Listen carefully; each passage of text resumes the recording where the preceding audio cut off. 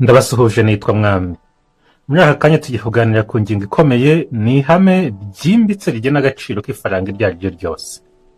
Iyi ngingo niyo isobanura neza aho Pi Network iri kugana n'impamvu abayumva neza batajya bayinubira cyangwa ngo bacike intege. Iyo ngingo ni ingingo ivuga ko Pi ari zahabu ya digitali muri iki kiragano cy'ikoranabuhanga mu by'imari. Reka dutangire dusubira inyuma gato mu mateka. Mbere y'uko abantu batangira gukoresha amafaranga twita amafaranga, hari uburyo bwo kuvunja ibintu bwabanje kubaho. Yaguhaga inka, ukamuha imyaka, ukamuha umusaruro, akaguha ikindi kintu udafite, nawe ukamuha icyo abura. Ariko uko ubukungu bwagendaga bukura, abantu baje kubona ko hari ikibazo gikomeye.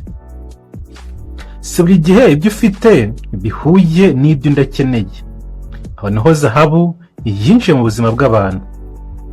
Zahabu ntiyatoranijwe kubera ko ishobora kuribwa cyangwa kunyobwa.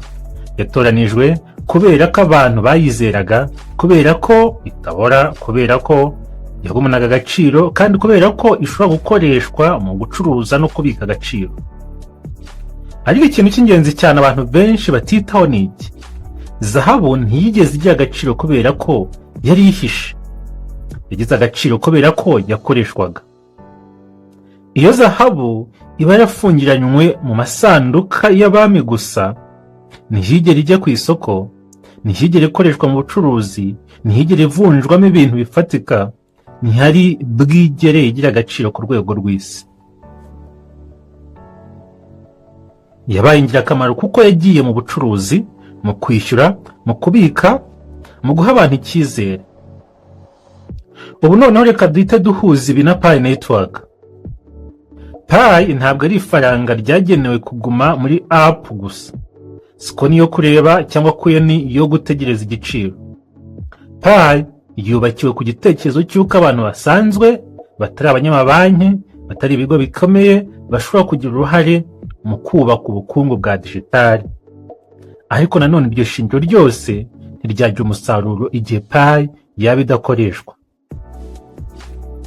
Abantu benshi baravuga bati, mfite Pi nyinshi, ibyo ni byiza. Ariko ikibazo nyamukuru si umubare, ahubwo ni icyo Pi ikoreshwa. Kuko no mu mateka ya zahabu, abantu batari bafite zahabu nyinshi, ariko bakayikoresha neza, bagize uruhare runini mu kubaka ubukungu kurusha abari barayihunitse mu mazu yabo. Niyo mpamvu tuvuga duti, gutunga Pi ni icyizere. Gukoresha Pi ni ukwemera agaciro kayo. Umuntu ufite Pi ariko atayikoresha aba akiri mu rwego rwo gutegereza. Umuntu ukoresha Pi mu kugura, mu kwishyura, mu gucuruza, muri serivisi, aba ari mu rwego rwo kwigira agaciro nyako. Reka dutandukanye ibintu bibiri bicanga abantu benshi: agaciro n'igiciro. Igiciro ni umubare w'ifaranga ku isoko, ugenda uzamuka cyangwa ukamanuka bitewe n'isoko. Agaciro ni icyatuma iryo faranga ryemerwa, rikizerwa, rigakoreshwa mu buzima busanzwe. Zahabu yagize agaciro mbere y'uko igira igiciro. Pi nayo igomba kubanza kugira agaciro mbere yo gutekereza igiciro. Iyo ifaranga ryose rikoreshwa mu kugura ibikoresho byo mu rugo, mu kwishyura serivisi, mu bucuruzi, mu kwishyura abakozi, mu kugura ibicuruzwa, mu gutanga serivisi hagati y'abantu, icyo gihe iryo faranga ritangira kwitwara nk'ifaranga nyaryo. Icyo gihe iryo faranga ntiryaba rikiri ifaranga ryo muri telefone, ahubwo ryaba ryamaze kuba igikoresho cy'ubukungu.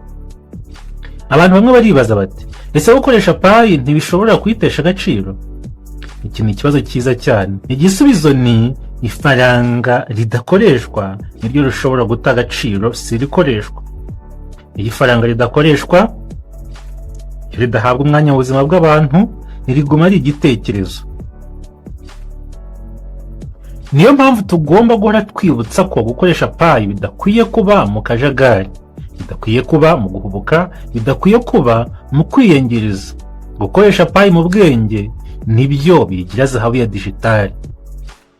Mu bucuruzi bufite gahunda, muri serivisi zifite agaciro, ndetse no mu guhanahana ibintu bifatika, aho niho Pi igomba kuba irimo gukoreshwa. Aha niho haza ikintu gikomeye cyane: ecosystem. zahabu ntiyigeze igira agaciro yonyine, yagize agaciro kuko yari muri ekosisiteme y'ubukungu. Harimo abacuruzi, abaguzi, amasoko, imihanda, imiyoborere. Pi nayo ntishobora kuba zahabu ya digitali yonyine. Ikeneye ekosisiteme irimo kubakwa muri Pi browser, ikeneye amadapu ariyo, ikeneye marketplaces, ikeneye service, ikeneye abadeveloper bakomeza guhanga ubudatuza ndetse n'abantu bayikoresha buri munsi. Niyo mpamvu Pi network yamaze igihe yubaka buhoro buhoro. Abantu bamwe babifata nk'ubunebwe, abandi bakayifata kutamenya, ariko mu by'ukuri kubaka ekosisiteme ikomeye ntibikorwa mu mwaka umwe. Kubaka ikintu kizabaho imyaka myinshi bisaba kwihangana. Muri ekosisiteme ya Pi harimo platforms zigamije guhuza Pi n'ubuzima busanzwe. Si mu rwego rwo gushyira mu bikorwa iryo hame. Si uguhita uvuga ngo Pi ihindutse zahabu, ahubwo ni ugutuma abantu bayibona, bayikoresha, bayivunjisha ibintu bifatika. Aha niho agaciro kavukira. Iyo umupayoniya akoresheje Pi, akabona serivisi, akabona igikoresho ashaka, akabona igisubizo ku kibazo cye, mu bwonko bwe Pi ihinduka agaciro. Icyo nicyo gitekerezo gikomeye cyane. Agaciro ka Pi ntikubakwa n'itangazo, kubakwa n'ubunararibonye. Reka tubivuge mu buryo bworoshye. Zahabu ntiyabaye ingirakamaro kubera ko yari nziza. Yabaye ingirakamaro kubera ko yakemuraga ibibazo. Pi nayo izagira agaciro kubera ko izakemura ibibazo by'abantu, birimo kwishyura mu buryo bworoshye, kudakenera amabanki akomeye, guha amahirwe abantu basanzwe, guhuza ubucuruzi no koroshya ubukungu bwa digitali. Abantu uko bagenda bakoresha Pi bakayigira igikoresho cyabo, nibwo Pi itangira kwiyubaka nk'ifaranga rifite umutekano w'igihe kirekire. Si ibintu biza mu ijoro rimwe, ahubwo ni urugendo. Ku bapayoniya ubutumwa ni bumwe bagomba kuzirikana. Kubaka agaciro bibanziza igiciro. Abari mu rugendo rwo kubaka ubu nibo bazasobanukirwa ejo hazaza. Abategereje igiciro gusa bagomba kwihangana bagategereza ibyemezo bya Pi Core Team. Tuzazi iki kiganiro nabwira ngo Pi ni zahabu ya digitali iyo Pi irimo gukoreshwa. Si mu magambo gusa. Iyo ikoreshwa mu bwenge, mu bucuruzi, muri serivisi, mu buzima busanzwe. Icyo nicyo cyerekezo cya Pi network, kandi nicyo gitandukanya Pi n'indi mishinga myinshi ya crypto.